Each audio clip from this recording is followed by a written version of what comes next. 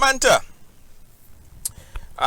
Yes, let's start from the beginning because I know as we said there is a lot to talk about. Let's start from the beginning. About your early childhood. Let's start from that point of view. Tell us about little Samantha growing up as a child. How was life growing up? life was hard. Life was real hard growing up. Hmm. Um, Grandmother passed when I was very young, and I was left with my father's family, and nothing was nice after then. What was the hardest part of life growing up for you? Sleeping under the house, sleeping in the river, running, sleeping in the cemetery, all those stuff. Yeah. And why was that? Why was that? Because growing up, I was always been told that my father is not my father.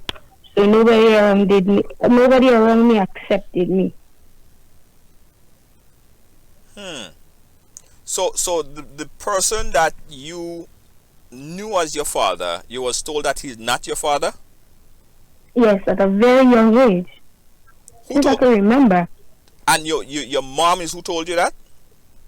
No, Who told you that? my father's family. Like everybody in the family. Right. But what did your mother told you? She didn't tell me anything. So did you ever ask? Did you ever ask your mom like is this guy that in my life is he my biological father? Well, growing up as a child, you can't really go to your parents and ask them like, this person, say them is my father because again, I didn't grow up with her. I grew up with him. Right. Right. Did you ever had that bond? Did you ever had that bond with your father? Not really, we didn't have no bond. If I was wanted to go to school, I would ask him for money. If he have, he would give me. If he don't have, I would just go to school just like that. And how did he treat you? Did he treat you well? Did he give you all the things and that a young girl would need? Give you the attention, give you the love, all of that stuff? No, no. He just did his thing and I would do my thing. I would just go out, trees, go everywhere. Little boys, climb trees, river. He didn't bother me. Only when I did something bad, he would beat me. Uh-huh. Okay. So you saying that everybody else in the community all over telling you, you see that man that you saying is your father there? That man is not your father. Everybody in the community telling you that? Yeah, everybody who had a discussion. Oh, the man they say is your father, then your father. The mother give you wrong father. Uh-huh. And Janelle Logan there, she says, so where was your mother? I think you said it earlier, but I guess you could reiterate it. Where was your mother? She never lived close to me. She didn't live close to you? No. So she just left you, she just left at that very early age so your father would take care of you? Well, he came and he take me and his people. She give them to me. She give me to them. She just send me where them. Was she very young when you was born? Was she a young mother? I have no idea. I should assume so. Okay, okay. All right. So the father, did you ever talk to your father and ask him? Because I'm trying to understand. People telling you that they probably could just be telling you that just to provoke you. Your mother never Well, tell you that. He never tell you that. People just telling you that they probably could just provoke, want to just create a scene. sometimes you would have strange men coming up to me. Oh, I'm your father. Your mother give you wrong father. Or I will hear people talking. Oh, your father and that person was cussing for you when he was in Delhi. Oh, this and all that. So you would always say, I would always go to my father and say, you know that man interfering me. He keep telling me he's my father. And my father would like, don't bother with people, man. Don't bother. What happened to him? And you just leave it just like that.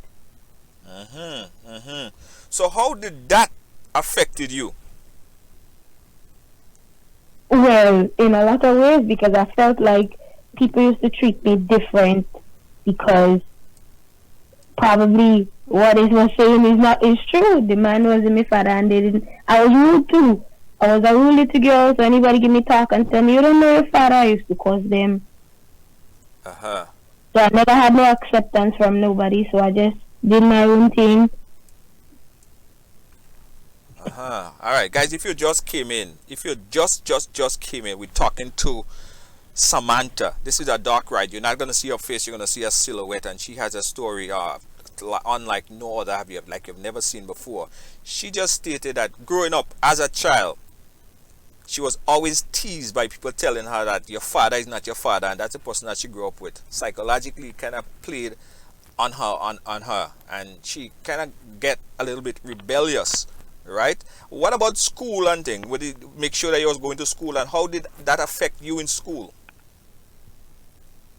Well, I didn't care about schoolwork because I was like, when I go home, I don't have nobody to check up on my schoolwork. I never had anybody to go for a report card for me. I never had nobody to go in PTA. When I reach in secondary school, I get to know what PTA is.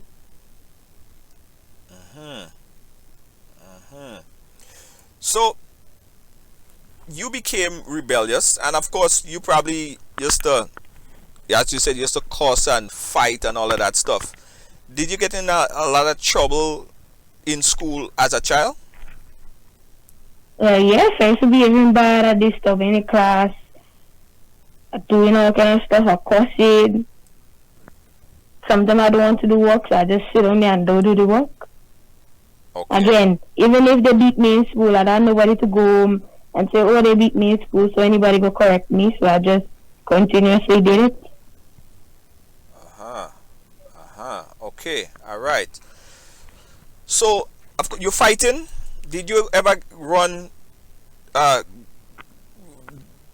arrested, or tell us about the how did that affected your life in terms of colliding with the law? Well, after that behaving bad in school, I was sent to a home, and there I met a lot of different girls doing a lot of different things. They had a lot of different struggles at that time. I sort of blend in and get attached to some, so I start behaving like them. I pick up their behaviors. I started doing a whole set of different stuff. I started running away. I started jumping over fences to get we going, just go online in town, just go online everywhere. How long did you stay at the home? For about 2 to 3 years, and then I came out, and then again went back again. Did you ever get a chance to go secondary school? Sonia McKee wants to know about your secondary school education. Yes, I did. I did. Okay, all right. We're trying to hide identity, I guess. So all of that run-ins with the law, being at the home, learning all that negative stuff, how to run away, and how to, like, it got even worse. Did being in that home affect you at any point positive? Did you get anything positive out of being in that home? No. Huh? No.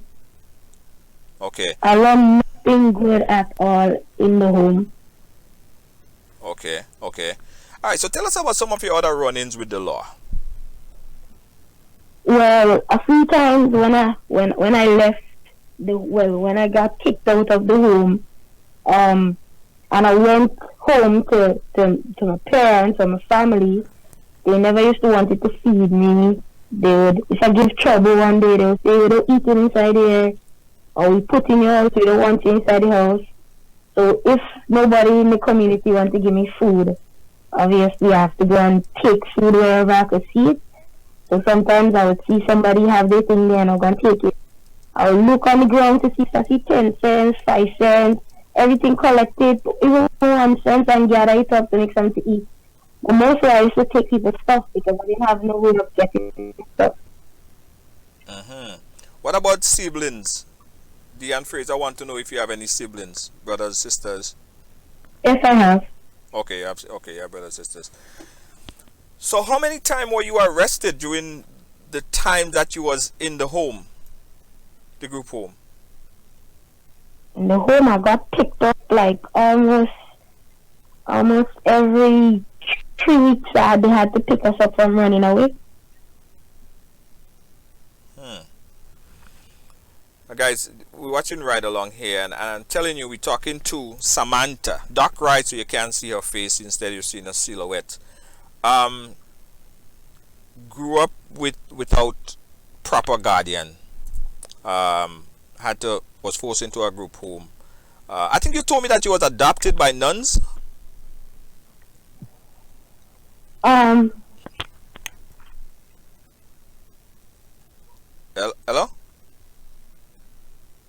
Hold on.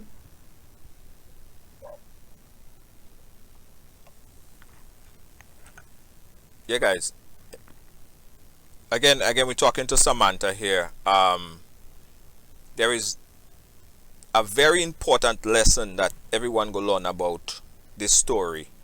So I want you guys to be very patient as we go through it step by step, because both parents that we are and kids who might be watching could learn from her story. It's a dark ride. You back, Samantha? Yes, I'm here. Yeah. All right. So tell us about some of the other run-ins that you had with the law, and how were you treated by when you got arrested at some point in times? Well, when I went back into my hometown, that was like twice after I get put in home again and I came out. I used to stay with the family again. They never used to want to give me anything. Clothes they didn't want to give me. Shoes, nothing, no money for school, nothing like that. So I used to take their stuff. Sometimes I would have some friend from the group home, Right. and she would want to pass up by me. So I didn't have nothing, so she used to say, "Oh, your cousin has some nice stuff, your family has some nice stuff." Then I just used to try to take everything she wants and go with it. Or sometimes she used to be like, "Well, I'm taking that and go with it," and I used to say, "No problem." And at one time, I got arrested, and a relative of mine, she stopped at nothing to see that I end up in law hands. She stopped at nothing. One time I was on bond. Again, she got the police to arrest me. I was on bond, but I couldn't go back. I was home, and I didn't have nothing to eat because you didn't have nobody that wanted to give me anything. Right. So I left where I was to look for something to eat. And she had one of her friends looking out to see if they see me. And the friend saw me and went back and tell her. She went in the station and she reported it. The police came and picked me up where I was. And they brought me in the station. And the first person I saw was her. And she said, "You feel I will not get you? You feel I will not get you? You're going down, you're going down." And they had me in the station there for 2 days, 3 days, without any clean clothes, without any deodorant. I couldn't bathe because even if I bathed, I didn't have nothing to put on. And that was over a weekend. They just had me there.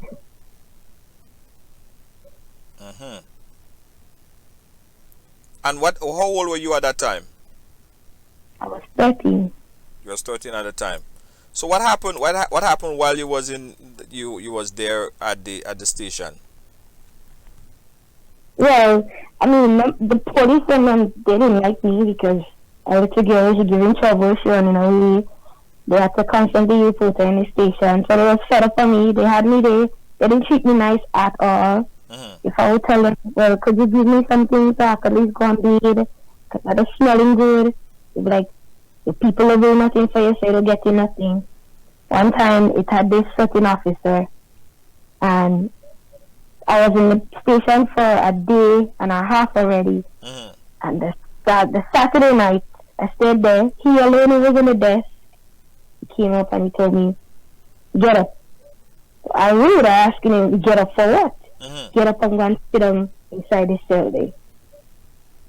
I So was hold on, like, hold on, hold on, hold on, hold on, hold on, hold on. So you was at the police, you was at the police station, right? yeah. Was it just you and the police officer alone that was there at the time? At the time, it had other officers, but as he was getting late, later and later, it only boiled down to him alone. Okay. Yeah. So go ahead. And he told me to go and sit down on the bed, I guess, in the cell. Uh, So I went and I sit down there. And he hold me by my chin and he pull up my head. So I shake up my head and I was like, what you doing? uh. Come here, wash your mouth. He pull on his pants. He take out the penis and he just shove it in my mouth. The police officer, hold on, back up. Let me take it a little bit slow. The police officer at the said police station send you into the cell and take out his penis and stick it in your mouth? Yes.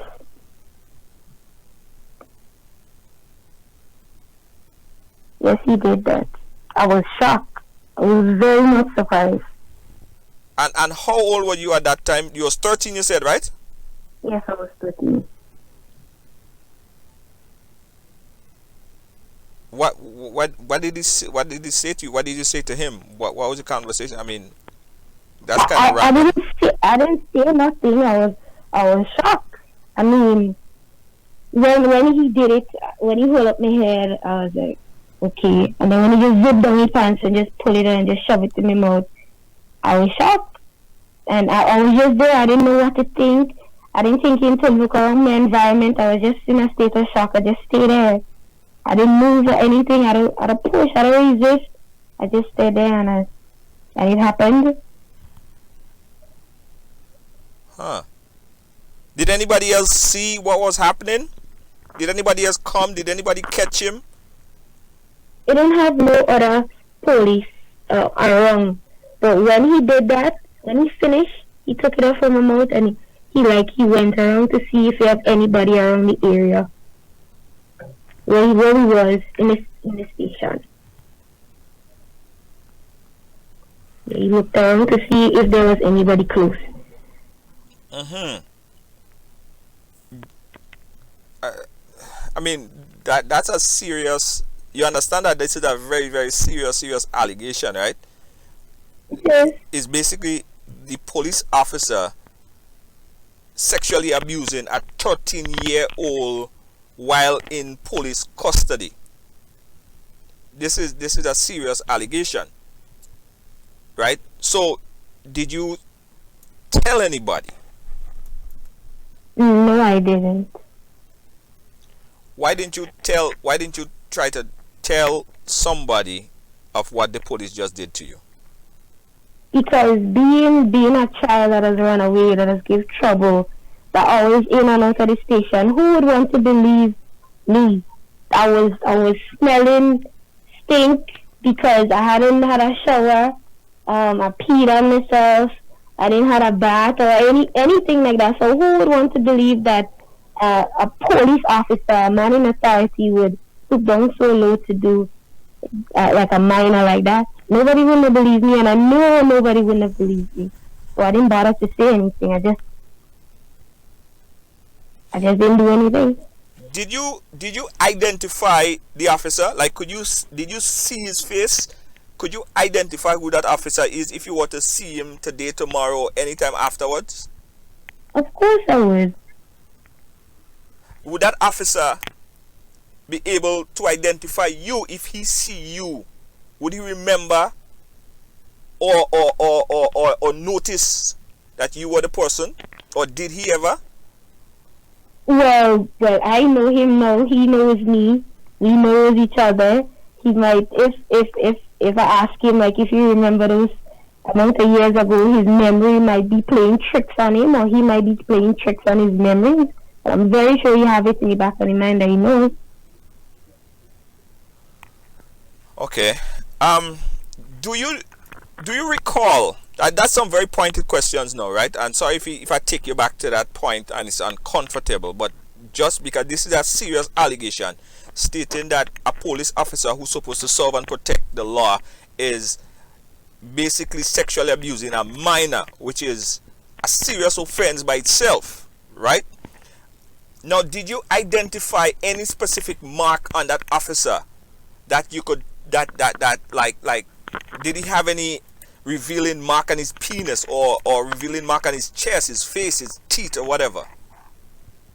I didn't, well, like again, at first, I didn't see anything that was going on around me, but I know him very well, and from the time the incident happened, there was something wrong with his tooth. I can't remember specifically what was wrong with his tooth, but it was something to do with one of his front teeth. One of his front teeth? Yes. Okay. Alright. Let's move one step further. So after that incident where the police officer who you at the point in time that you was in custody took his penis, stick it in your mouth, and did whatever else he had to do after that, what happened after that point? Well, after he took it out from my mouth, he didn't finish right there, you know. He took it out from my mouth. He went. He looked to see if he had anybody around looking, and then he came back and he told me bend down. So I'm like, bend down for what? What you want me to bend down for? I don't bending down. He was like, bend down, and he hold me by my back. Not an aggressive shove, but he hold me and he put me in the position, and I had on a 3/4 pants. I can remember it very vividly. A 3/4 pants with a lot of pockets, and it was more of a brownish pants with an orange jersey, and he pulled it down. And mind you, I was in the station for a few days. I haven't been. I was smelling old. Nobody wanted to come close to me. They didn't want me to sit on the chair, but he pulled my clothes down, and he had sex with me. It wasn't for long. It was basically for about 2 to 3 minutes. And he just get back up, zip up his clothes, and act like if everything normal. And I stayed there. I never get up. I never came outside the cell. I just stayed there because I was so shocked, like, what just happened? Oh, okay. Alright. So, he had sexual intercourse with you after he took his penis and stick it in your mouth? After he did that, he still went and had sexual intercourse with you as well in the police station? Yes.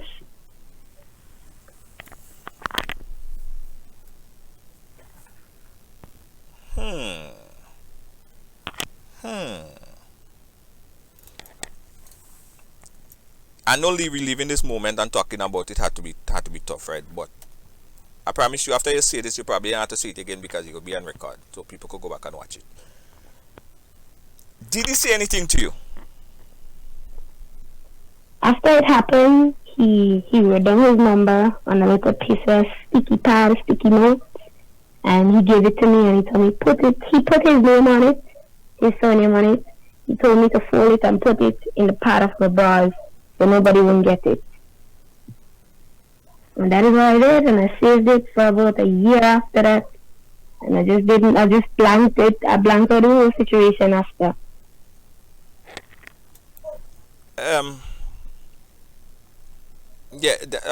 Sonia McKee John says she lost for words. I'm lost for words as well. I'm trying to process all of this stuff, right? So guys, bear with me, right? Again, keep in mind that this is a serious allegation. We ain't call the police officer name, you haven't called anybody name, and as far as we saying, it's alleged because you never made a report. At that time, you never made a report. You was 13 years old at the time, correct? Yes. All right.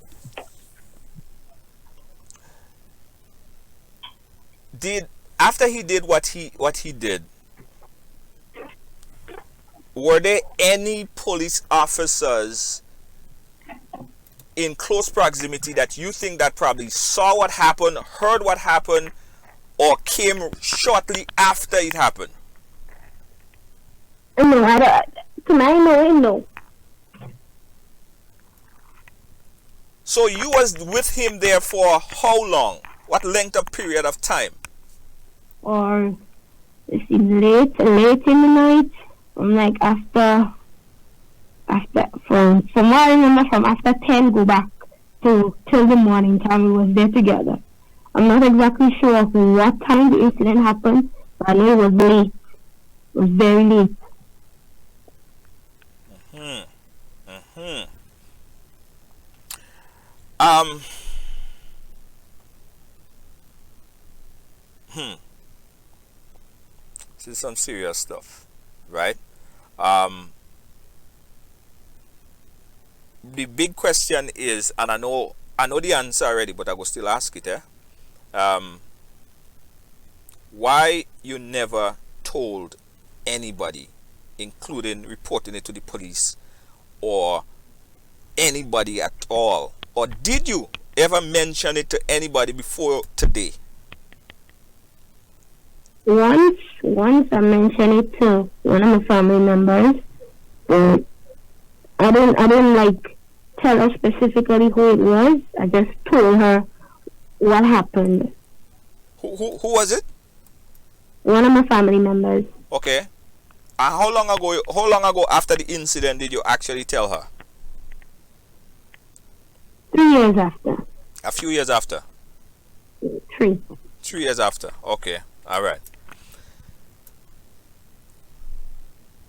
After the police, the like whenever you was moved from from that station and moved someplace else, did you ever meet that particular police officer again? Yes.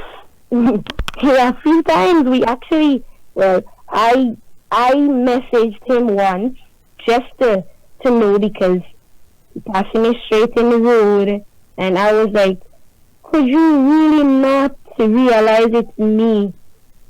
And I messaged him one day and I was like, do you remember me? And he was like, no. So I give him little bits of details, like I remember this this time when he was in this particular place and there was a little girl, and I told him about the stuff that was in his teeth, like, well, the stuff that happened to his mouth. I didn't really know, like I said, exactly what happened to his teeth. But I told, and he was like, okay, yeah, I remember. And he decided to let's be friends. So every time I see him, he would talk to me. He even got my number. And every time we start a conversation, he would be like, what's in the past, let it stay in the past. But how did you develop this strength to actually confront him and wanted to be friends with him? After all, he violated you. I actually thought that he would actually notice, like, this is me.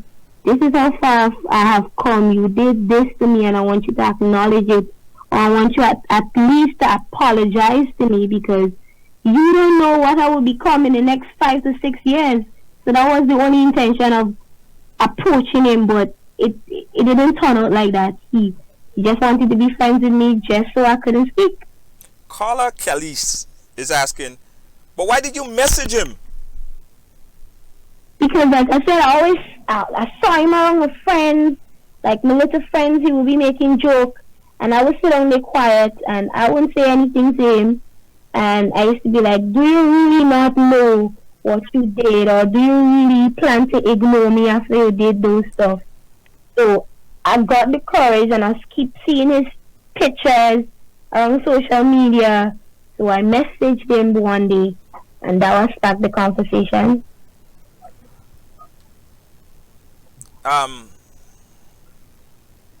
I want you to know as well, and the folks in the chat room are tell me that I should also tell you that in no way I want you to feel responsible for what happened to you. All right, you are not responsible.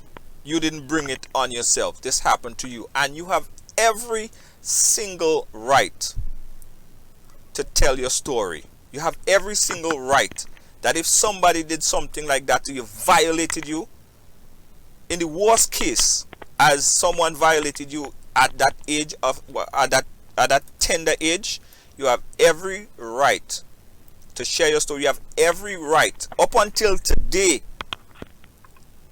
to go to the higher ups and press charges against something that somebody did to you at that point in time. The statute of limitation would not expire on this case. And I hope the people who are supposed to be watching are watching. So you are not responsible for anything that happened to you any point in time, at that point in time. this happened to you, your parents, of course, you couldn't go back to your mother and tell her nothing. Your father, the people who supposed to be your guardian, not there for you. How did that affect you? Well, I felt neglected. I couldn't speak to anybody about anything that I was going through because I went through a lot. And I couldn't go and sit down and say, no, this is what happened to me. Because really, I wouldn't even give a listening. I wouldn't get a listening ear. And even if I get it, they would not believe me if I went on doing what I want to do, feeling like if nobody can correct me, or even if somebody tried to correct me, I'll curse them because I don't know what's the right way to do stuff.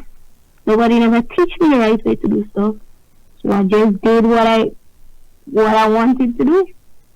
I have a nasty attitude right now, and it all goes back to that.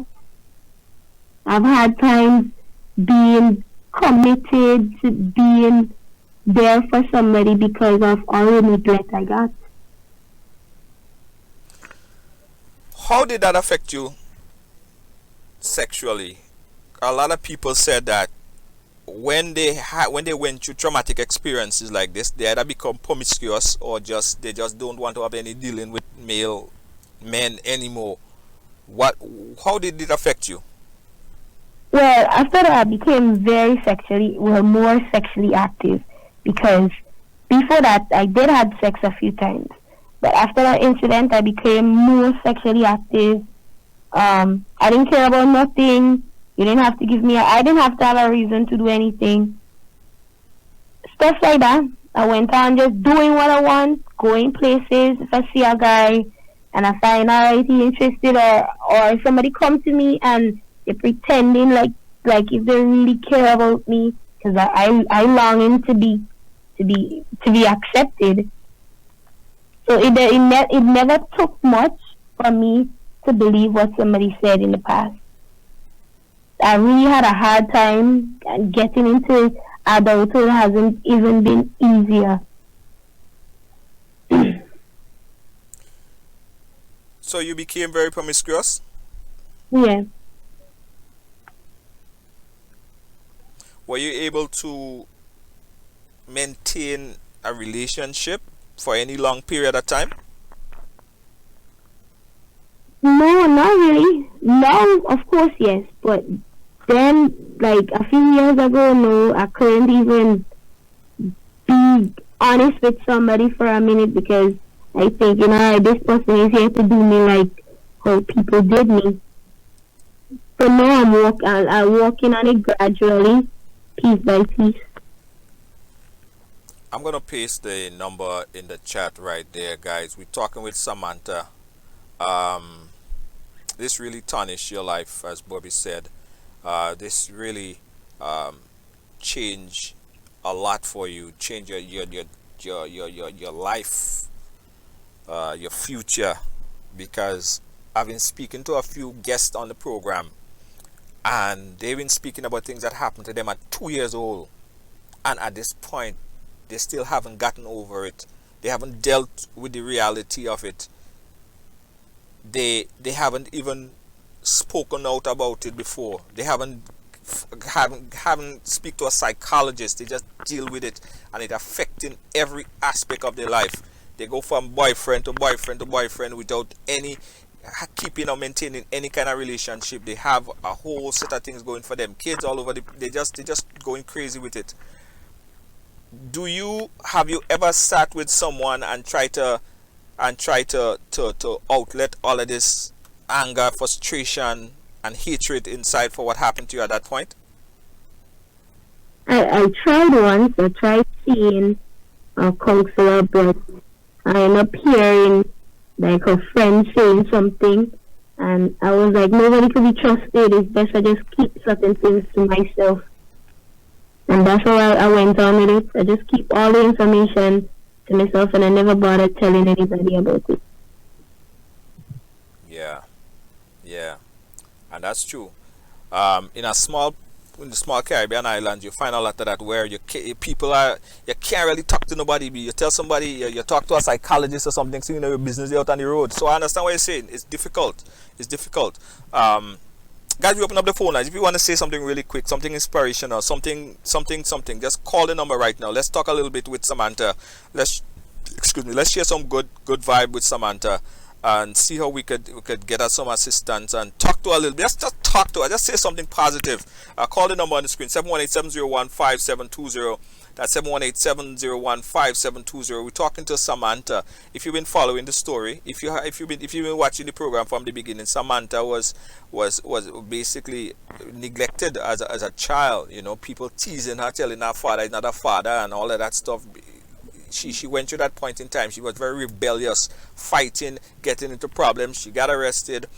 And while in police custody, she's alleged that while in police custody, that one of the police officer who was sworn to protect her or to process her had sexual intercourse of two kinds: oral sex and penetration, while in the custody of the police. Sad, sad, sad, sad, sad, sad, sad.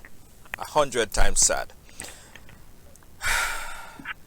Today, Samantha, when you see the individual, what is the relationship that you guys have, or do you have any kind of relationship with the person when you see him? Well, right now we don't speak, but if you like tell me, like, early last year, January, he would pass, he would say hello, I would say hello, he would have conversations with me, we would talk about stuff, we've basically been in touch. I don't speak to him no more, though. Hold on, I want to ask you another question, but we got a call on the line. Caller, you live, where you calling us from? Brooklyn, New York. Brooklyn, New York. Caller, go ahead. Samantha, are you hearing the caller? Yeah, I'm hearing. Okay, go ahead, caller. Samantha, one thing I want to say to you, you know, I'm proud of you that you have the strength to do what you did. I mean, don't feel unclean or feel beat up on yourself. Continue to whatever your dreams are, continue to pursue your dreams and hold your head up, you know, and just keep striving for whatever is, you know, is good and positive in your life, okay? Love you. Thank you, caller. Thank you, caller. Samantha, you heard the caller? I wasn't hearing anything. Okay, she said just keep on pursue, keep your head high, keep your head high and stay strong. 718-701-5720. That's my number right here. That's 718-701-5720. Call and say something positive to Samantha on experiencing something that nobody, no matter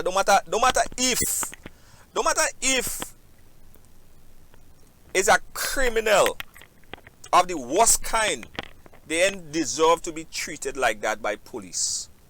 No matter who. They don't deserve to be treated like that by police. Caller, you live. Where you calling us from? I'm calling from Brooklyn. Hey, Brooklyn. What you want to say to Samantha? I really... Caller, do me a favor. Caller, do me a favor. Sure. Turn down the background, because I'm hearing myself. Sure. Okay, is that better? Yeah, that's better. Samantha, are you hearing? Samantha, hold on one second, caller. Samantha, are you hearing the caller? I'm not hearing the caller, but I'm hearing you.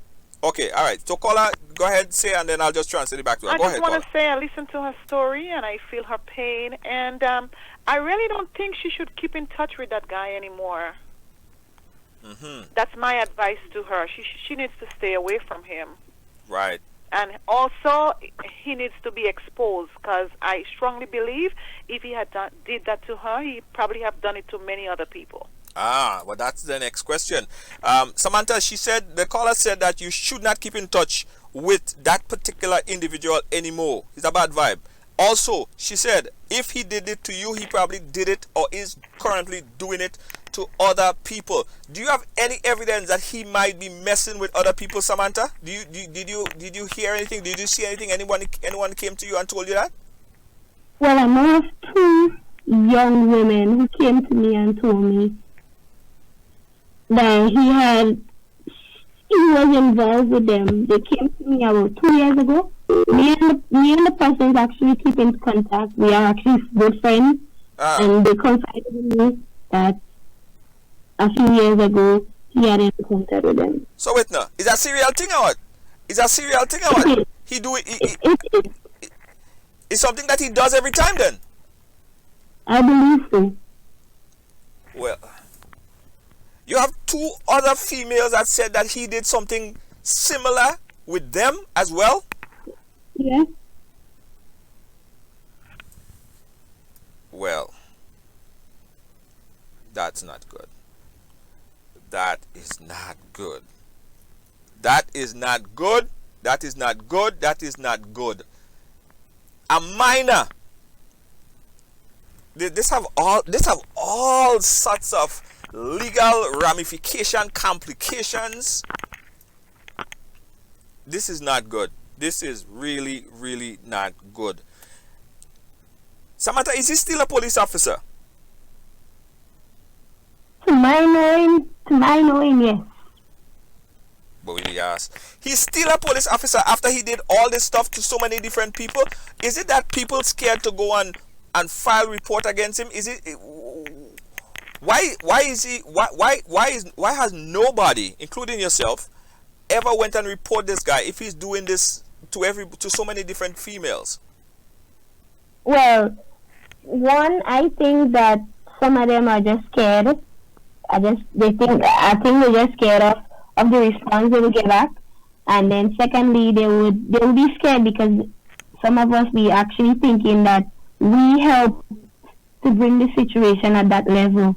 Probably if we wasn't smiling and giggling with the person, then the person would have did that to us. I know one of the girls, she said that she actually, when he asked her to send a picture for him, she actually did it.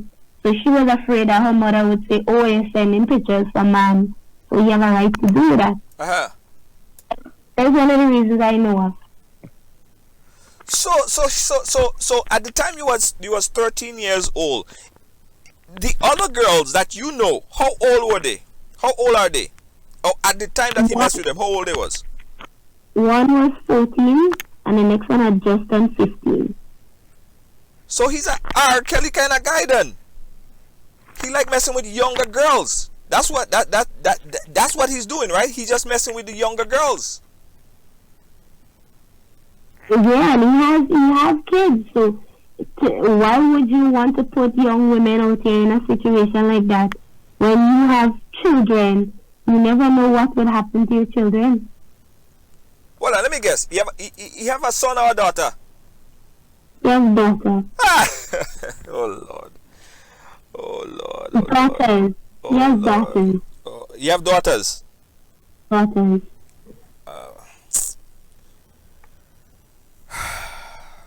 Guys, predator on the loose alert. Predator on the loose alert. We take a next call coming in. Caller, you live. Where you calling us from? I'm calling from Toronto, Canada. Toronto, Canada. How you doing? I'm doing good. Go ahead, caller. Okay. What I have to say to Samantha, I feel bad for you. I feel sad for you as a young child. You've been taken advantage of.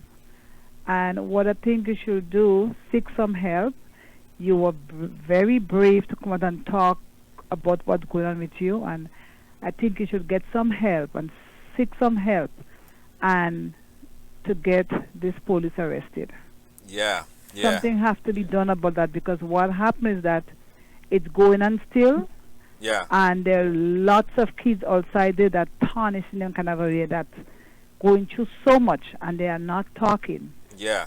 So at least at that time, it's never too late. It's never too late, because sometimes things go on for years and people get punished for that. And you are a child, you know? Yeah. And I think you are very, very brave to come out and talk about that. Yeah. I applaud you for that. And I'm happy that you could talk and express all the things that you went through. Don't blame yourself. Don't blame yourself. Okay? Seek some help and let this police get arrested for what he's doing to you and still doing to other kids. Okay? Thank you and have a blessed evening. Thank you so much. She's saying you should get some help just for yourself, but also you should take this a step further. You should get you should file charges against this, because this is probably not only happening to you, but it's probably happening to other young females all over the place, continuously, still happening. Taking the next call. Caller, you live. Where are you calling us from? Caller, you live. Thank you. Have a blessed evening. Thank you so much. Caller, hello? Okay. Guys, listen. We're talking here with Samantha. Samantha went through the worst. Samantha? Samantha, you there? Check. Samantha, you there? Let me see if we could call back Samantha. Apparently Samantha get disconnected. Stand by. Caller, you live? Yes, I'm here listening to this live on Facebook. Yes. Hold on. Let me calling from hold on 1 second. Brooklyn, New York. Can you hear me? Yeah, I'm hearing you. I'm hearing your caller. Stand by 1 second. Let me just connect back with Samantha because she just got disconnected. Hold on 1 second. Let me, as soon as she come back on. Samantha, you there?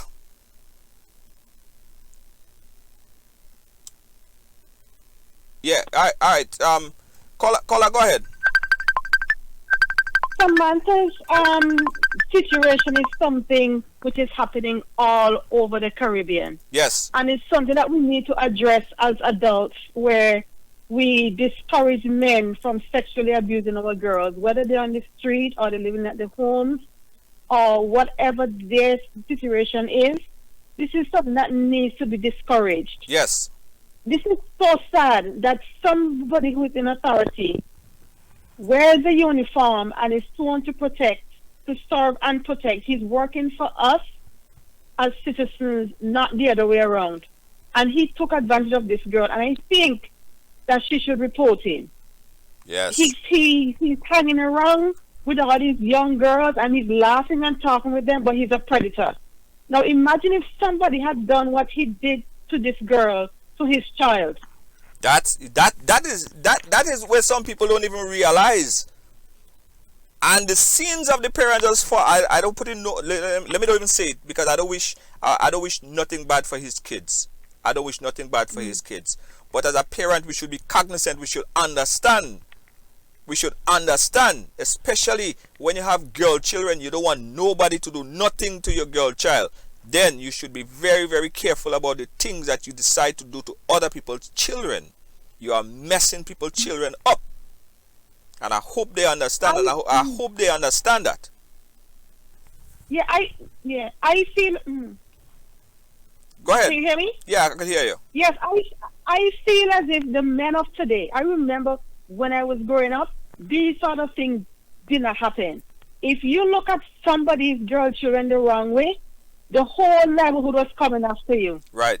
Now, we live in a society where people are turning a blind eye, and men are going out there and preying on our little kids. And not only girls, these things are happening to little boys as well. True. Because we have many in our society who preying on the girls and the boys, and they do it undercover. Yeah. And adults know these things are happening because she was locked up in a police station.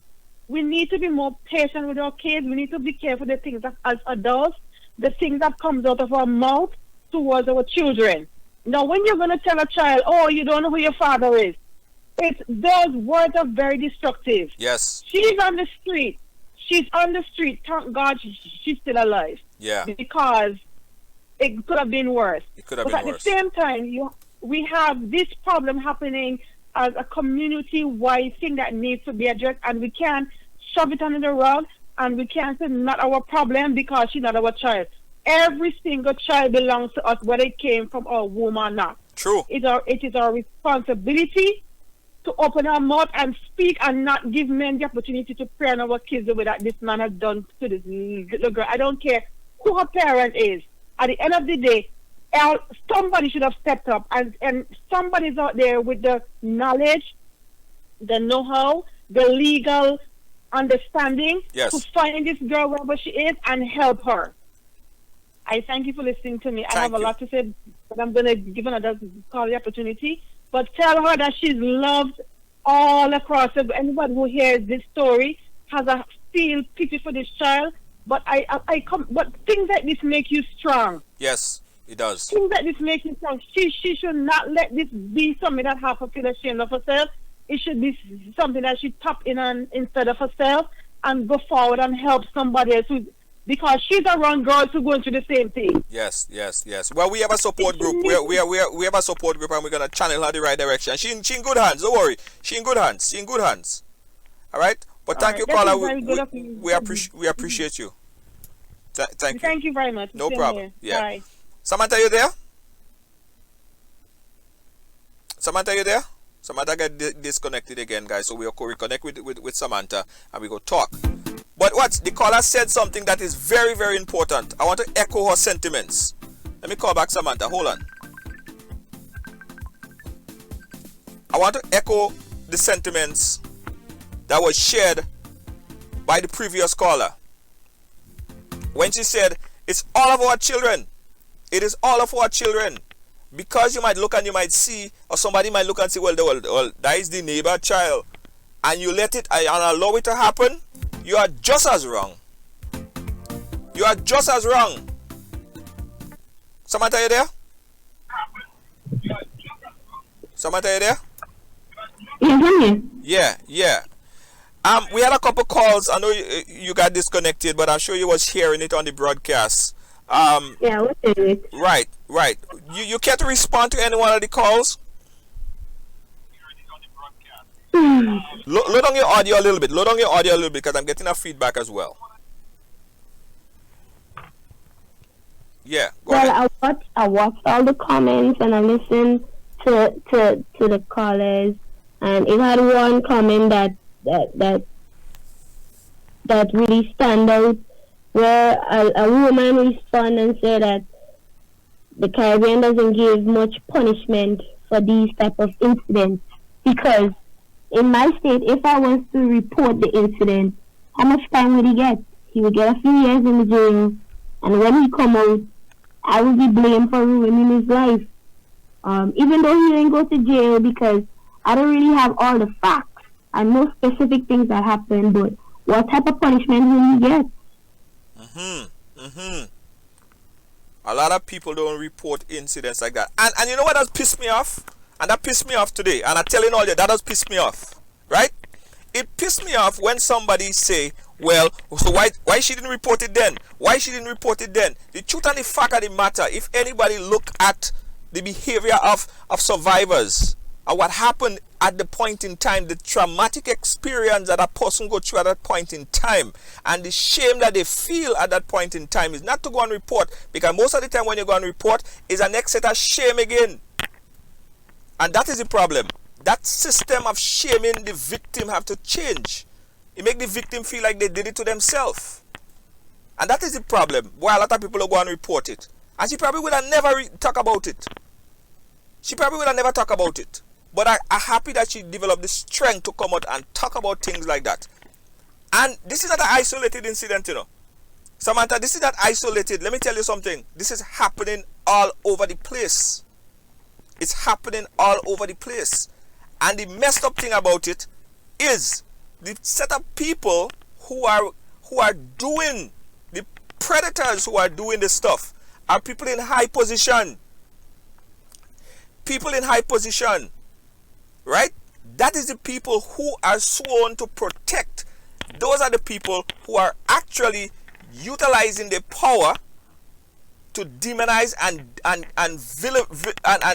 damage young girls. You can never look at a 12-year-old girl and say she looks sexy. You could never be my friend. You could never look at a 13-year-old girl and see anything sexy about a 13-year-old girl. Nothing sexy about that. I don't see anything sexy about that. And anybody who feel that way about somebody, in that case, you could never be my friend. And if I have a friend who I find out have that inclination, would not be my friend anymore.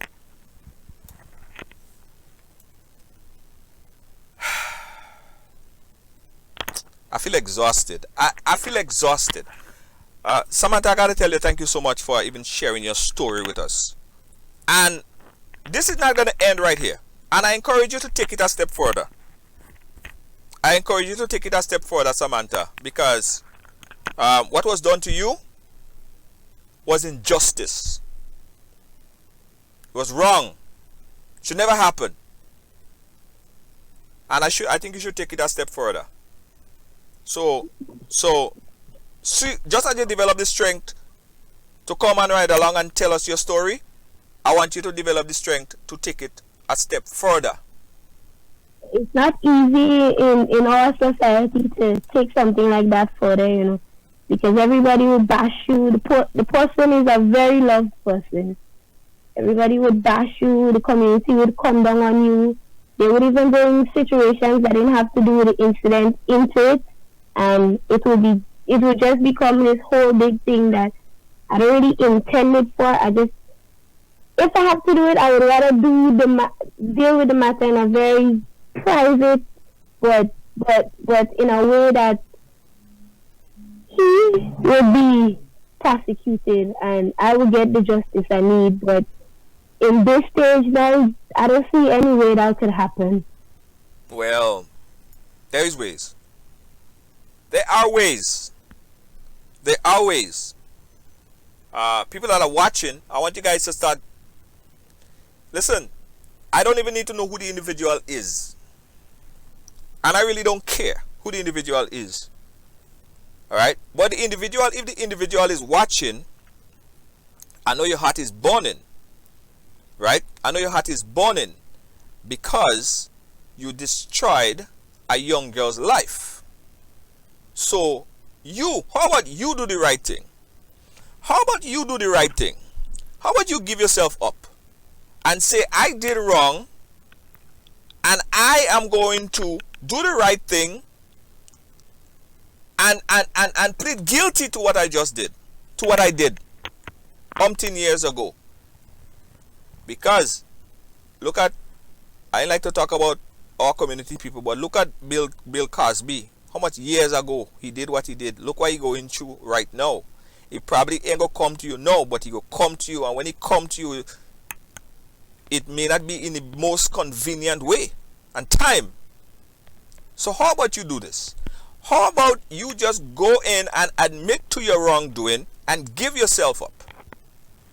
It would make everybody's life a lot better, and it will make probably your decision, your situation a lot easier, because the fire is about to get a little hotter. Yes, it is. Thank you for sharing, Samantha. And we're gonna connect you with our support group. Our support group have so many different people in our community, our little community. We're gonna help you stay strong, and know that within our support group, you could talk to the people that I put you in touch with. You could open up to them. Your business is not gonna end up on the street. I could assure you that. We're gonna put you in touch with some people, and we're gonna work to help you to at least move forward in whatever decision you decide